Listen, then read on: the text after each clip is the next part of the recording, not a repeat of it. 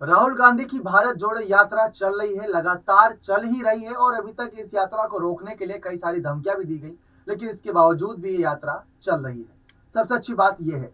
लेकिन अब बात आती है, राहुल की इस यात्रा में सिर्फ नाम राहुल ही नहीं चल रहा, बल्कि कन्हैया कुमार भी राहुल के सारथी बने हुए हैं। महाभारत का एक एग्जाम्पल विशेषज्ञों के द्वारा दिया जा रहा है। जब अर्जुन को युद्ध जीतना था तो उनका साथ दिया था, उनके सारथी बने थे श्री कृष्ण यानी कन्हैया। यहाँ पर राहुल गांधी को जंग जीतनी है, भ्रष्टाचार, महंगाई, बेरोजगारी जैसे मुद्दों को पूरी तरीके से खत्म करना है, तो इस जंग में साथ देने के लिए सारथी बने हैं राहुल गांधी के कन्हैया। जी हाँ, कन्हैया कुमार बेगूसराय सीट से कभी इनके नाम की चर्चा हुआ करती थी, लेकिन गिरिराज सिंह ने उनको एक ऐसा हार का सामना कराया, 4 लाख से ज्यादा वोटों से हारे थे कन्हैया कुमार, तो वापसी कर पाना बहुत मुश्किल रहा उनके लिए। खैर, ये तो बात की बात रही। लेकिन अब कांग्रेस पार्टी के लिए इतनी बड़ी जिम्मेदारी, इतना बड़ा बेड़ा उठाए कन्हैया कुमार चल रहे हैं, लगातार चल रहे हैं। कोई बड़ी प्रेस कॉन्फ्रेंस होती है तो जयराम रमेश के साथ कन्हैया कुमार भी हुंकार भरते हैं और तर्क के साथ बातें करते हैं। कन्हैया कुमार की यही सारी बातें लोगों को अपना दीवाना बना रही है, यानी कि वोटर्स को अपनी ओर आकर्षित कर रही है कि कन्हैया जैसा युवा नेता इतनी कम उम्र में इतनी बड़ी बड़ी बातें करता है, आगे जाकर तो ये एक बड़ा पॉलिटिशियन बन जाएगा, ऐसा बड़ा चेहरा बनेगा जिसके नाम से लोग कांपेंगे। जैसे राहुल गांधी ने अपनी छवि बदल ली, वैसी कन्हैया कुमार की छवि भी बदल चुकी है। राहुल गांधी ने दाढ़ी मूंछ बढ़ाई, कन्हैया की भी दाढ़ी मूंछ बढ़ा ली गई है, यहाँ पर ये बात सामने आ रही है। लेकिन जिस तरीके से कन्हैया कुमार को लेकर चर्चाएं हो रही हैं, चर्चाओं का विषय ये भी बनना है कि जब कांग्रेस पार्टी के लिए बिना किसी लालच के काम कर रहे हैं कन्हैया कुमार, तो बिना किसी फायदे नुकसान के कांग्रेस पार्टी इन्हें कौन सा बड़ा पद देगी।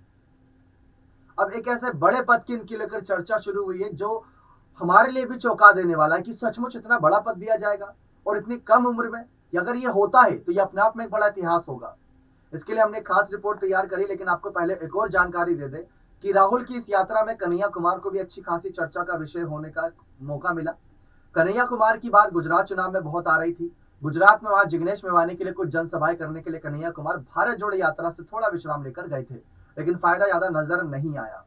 बात आ रही है कन्हैया कुमार के बदलते रवैये की, बदलते नजरिए की, बदलती यहाँ पर उनके अंदाज की। क्या लोग उनकी बातों में आ रहे हैं? क्या उनकी बातें सुन रहे हैं, समझ रहे हैं? अगर है, सच है, तो क्या जो हमने सीट को लेकर चर्चा अपनी इस खास रिपोर्ट में की है, क्या वो सच होगा या नहीं? तो देखिए आप हमारी ये खास रिपोर्ट। देश में राहुल गांधी की भारत जोड़ो यात्रा चल रही है। मंदार से कांग्रेस के राष्ट्रीय अध्यक्ष मल्लिकार्जुन खड़गे ने इसकी शुरुआत बिहार में की। पटना वाले कार्यक्रम के लिए प्रियंका गांधी को आमंत्रित किया गया। राहुल गांधी को बोधगया के लिए आमंत्रित किया गया है। पटना और बोधगया की यात्रा से जुड़ा शेड्यूल 14 जनवरी के बाद जारी होगा। दिलचस्प यह है कि बिहार के बेगूसराय से लोकसभा का चुनाव लड़ चुके बिहार के लाल कन्हैया कुमार को लेकर यहाँ पर आमंत्रित किए जाने की सूचना नहीं मिली। कन्हैया कुमार तेज तर्रार युवा नेता हैं, बोलते भी तार्किक तरीके से हैं, इसलिए वे कांग्रेस के कई प्रेस कॉन्फ्रेंस में भी दिख रहे हैं, कभी जयराम रमेश के साथ तो कभी अन्य के साथ। कन्हैया को जानने वाले इस सोच में है कि कांग्रेस में शामिल होने के बाद कन्हैया की राजनीति आगे बढ़ रही है या कमजोर हो रही है। कांग्रेस में बड़ी जवाबदेही मिलने की चर्चा है। कन्हैया जब सीपीआई में थे तब युवा होने के बावजूद वे नरेंद्र मोदी पर अग्रेसिव बयान देते थे। कई पत्रिकाओं ने नरेंद्र मोदी के साथ उनकी तस्वीर फ्रंट पेज पर प्रकाशित की थी। वे विपक्ष की तरफ से बड़ा चेहरा बन गए थे। कांग्रेस में जाने के बाद उनकी स्थिति समुद्र में खो गई नदी की तरह हो गया है। कन्हैया इन दिनों राहुल गांधी की यात्रा में भी उनके साथ दिख रहे हैं, पदयात्रा कर रहे हैं। वे राहुल गांधी की तरह दाढ़ी भी बढ़ाए हुए हैं। इस बीच चर्चा यह जोरों से है कि कन्हैया कुमार को कांग्रेस में बड़ा पद मिल सकता है। इस चर्चा के बाद यह सवाल उठने लगा कि कांग्रेस में कन्हैया को क्या पद मिलेगा। कांग्रेस में अध्यक्ष उपाध्यक्ष बड़ा पद है, उसके बाद महासचिव का पद है, इसके बाद जो बाद में होते हैं सचिव वे राज्य सह प्रभारी भी होते हैं। मीडिया टीम के गठन के समय चर्चा थी कि कन्हैया कुमार को चेयरमैन बनाया जा सकता है, लेकिन पवन खेड़ा को यह पद दे दिया गया। अब सचिव या महासचिव जैसे पद बचते हैं। सचिव जिन्हें बनाया जाता है उन्हें मूल निवासी वाले राज्य का प्रभारी या सह प्रभारी नहीं बनाया जाता, इसलिए यह जवाबदेही कन्हैया को भी दी गई तो उन्हें बिहार का प्रभारी या सह प्रभारी नहीं बनाया जाएगा। महासचिव कई लोग होते हैं, रणदीप सुरजेवाला, जयराम रमेश आदि महासचिव हैं, इसलिए यह पद भी मिलता है तो कन्हैया कुमार को बहुत ज़्यादा फायदा नहीं हो रहा। कन्हैया को राज्यसभा भेजा जाए तभी बन सकती है बात। जी हां, कांग्रेस में कन्हैया से कई बड़े नेता हैं। वहां राहुल गांधी के बाद मल्लिकार्जुन खड़गे, दिग्विजय सिंह, जयराम रमेश, पवन खेड़ा जैसे नेताओं की कतार है। लेकिन इनमें बोलने वाले कितने नेता हैं? दिग्विजय सिंह, जयराम रमेश बिना किसी तर्क के बोल लेते हैं, लेकिन अगर उसमें कन्हैया का नाम शामिल हो गया तो यहाँ पर सोने पर सुहागा रहेगा। टॉप लीडरशिप कांग्रेस में काफी बढ़ गई है। उस गिनती में कन्हैया, अजय माकन, रमन सिंह से भी नीचे आ रही हैं। कन्हैया फिलहाल अपने बूते चिराग पासवान या मुकेश सहनी जितना वोट भी दिलाने की कबूत बिहार में नहीं रखते। कुछ महीने पहले पटना सिटी में हुए कार्यक्रम में उन्हें काफी विरोध झेलना पड़ा था। कन्हैया कुमार को कांग्रेस राज्यसभा भेज दे तभी ये खुद उनके लिए भी फायदेमंद होगा और कांग्रेस भी कन्हैया को बेहतर इस्तेमाल कर पाएगी। वरिष्ठ पत्रकार ध्रुव कुमार कहते हैं कि कन्हैया कुमार को सीपीआई ने काफी तरजीह दी, चुनाव लड़वाया, लेकिन सीपीआई ने भरपूर मदद भी की। लेकिन लेफ्ट पार्टियां लालू प्रसाद ने को कहीं ना कहीं बेगूसराय में मदद के लिए नहीं मना सकी। अब जब कन्हैया कुमार कांग्रेस में है तो यह कांग्रेस को सोचना चाहिए कि उनका बेहतर इस्तेमाल कैसे कर सकते हैं। यह भी सोचना चाहिए कि बिहार में कांग्रेस को मजबूत बनाने में उनका फायदा किस तरह से लिया जा सकता है।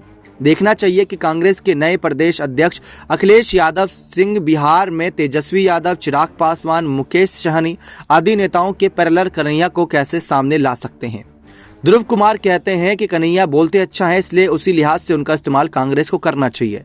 कन्हैया विवेकवान युवा नेता हैं, उनको लगा होगा कि सीपीआई से ज़्यादा बेहतर मंच उनके लिए कांग्रेस में हो सकता है, तभी वे कांग्रेस में हैं।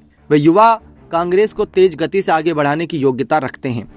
आरजेडी और जेडीयू में वर्षों से राजनीति कर चुके लेखक प्रेम कुमार मणि कहते हैं कि कन्हैया कुमार तेज तर्रार और समझदार युवा नेता हैं। मैं उनके भविष्य की कामना करता हूं। वे जब बिहार में चुनाव लड़ रहे थे उस समय मैंने उनका समर्थन किया था, अभी भी उनके लिए मेरी कामना है। लेकिन जिस रफ्तार से वह बढ़ रहे हैं, लेफ्ट से कांग्रेस में गए और जिस तरह के पैरोडी पॉलिटिक्स कर रहे हैं, कांग्रेस को बदलने की जगह राहुल गांधी के अनुगामी होने की कोशिश कर रहे हैं, वह मुझे अच्छा नहीं लग रहा है।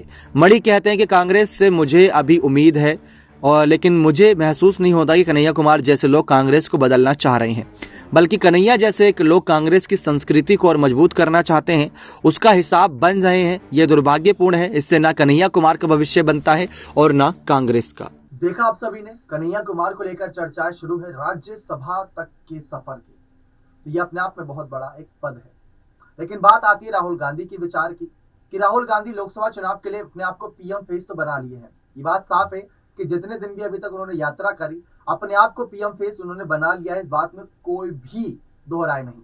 तो राहुल गांधी की छवि बदल चुकी है। राहुल गांधी की इस बदली छवि को लेकर सवालात आ रहा है कि उनका साथ देने के लिए लोकसभा चुनाव में और कितने नेता खड़े रहेंगे युवा चेहरों के तौर पर। कन्हैया कुमार का उस लिस्ट में भी नाम सामने आ रहा है। मल्लिकार्जुन खड़गे की बात करें तो वो अभी फिलहाल कोई बड़ी जिम्मेदारियों पर, बड़े पदों पर और साथ ही साथ यहाँ पर बात करें बड़े चुनावों को लेकर कोई ऐलानबाजी नहीं कर रहे। लेकिन सबको पता है कि जिस दिन ये ऐलानबाजियां शुरू हुई, मल्लिकार्जुन खड़गे, कन्हैया कुमार, सचिन पायलट और साथ ही साथ यहाँ पर बात करें तमाम ऐसे युवा नेता जो अभी भी कांग्रेस पार्टी में बिना किसी लालच के काम कर रहे हैं, उनको बड़े पद मिलते नजर आएंगे। कन्हैया कुमार की, जैसा कि हमने रिपोर्ट में भी चर्चा करी, कन्हैया कुमार जिस छवि के नेता बन चुके हैं उनके लिए अब बड़े पद ही काफी है और छोटे पद में मानने वाले नहीं। अगर मान भी जाते हैं तो कांग्रेस पार्टी का उससे फायदा नहीं बल्कि नुकसान ही होगा। अगर अभी से कांग्रेस पार्टी कन्हैया कुमार को बड़े पदों के लिए तैयार करती है तो आगे जाकर कांग्रेस को ही सबसे ज्यादा फायदा होगा।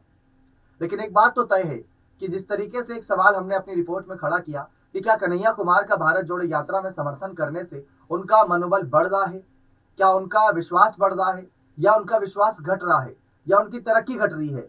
क्योंकि पहले ये आंदोलनकारी नेता के तौर पर जाने जाते थे, अब भारत जोड़ो यात्रा में शामिल हुए, वो भी राहुल के नाम से जो यात्रा चल रही है, जिसे भारत जोड़ो यात्रा के नाम से राहुल की यात्रा, राहुल तुम आगे बढ़ो हम तुम्हारे साथ है के नारे लग रहे हैं। तो वहां कन्हैया जैसे नेताओं का क्या फायदा है। अगर यही फायदा नुकसान देखा होता शायद कन्हैया कुमार ने, तो 100 दिन से ज्यादा जो यात्रा को होगा वो यात्रा को नहीं हुए होते। राहुल गांधी जहां मौजूद नहीं रहते वहां भाषणबाजी करने के लिए कन्हैया कुमार मौजूद रहते हैं। जब बात आती है यहाँ पर टी शर्ट वाले मामले पर तो कन्हैया कुमार हमला बोल देते हैं राहुल से पहले। जब बात आती है यहाँ पर प्रवासियों के मुद्दे पर तो कन्हैया कुमार हमला बोल देते हैं सबसे पहले। जब बात आती है यहाँ पर अपनी ही पार्टी पर विचारधाराओं को लेकर तो कन्हैया कुमार हमला बोल देते हैं। तो कन्हैया कुमार धीरे धीरे ही सही लेकिन राहुल की तरह वो भी परिपक्व हो चुके हैं, राजनीति का राह पूरा समझ चुके हैं कि कैसे अब बड़े बड़े नेताओं को लपेटे में लिया जाए। और जब भी वो बयान देते हैं तो कोई छोटे मोटे बीजेपी नेता पर हमला नहीं करते, सीधा उनका सुई जाता है पीएम मोदी या अमित शाह पर। अमित शाह, पीएम मोदी, राजनाथ, नड्डा ऐसे ही नाम लेकर वो अपना भाषण शुरू करते हैं। तो इससे साफ पता चल रहा है कन्हैया कुमार ने अपनी छवि को बदल दिया है। लेकिन कन्हैया कुमार की इस बदली छवि का कांग्रेस पार्टी कितना फायदा उठाती है, खासकर मल्लिकार्जुन खड़गे क्या ऐलान करते हैं, देखना दिलचस्प रहेगा। उम्मीद करते हैं जानकारी पसंद आई होगी। बने रहे चैनल के साथ, ऐसी और तमाम जानकारियों के लिए बहुत बहुत धन्यवाद।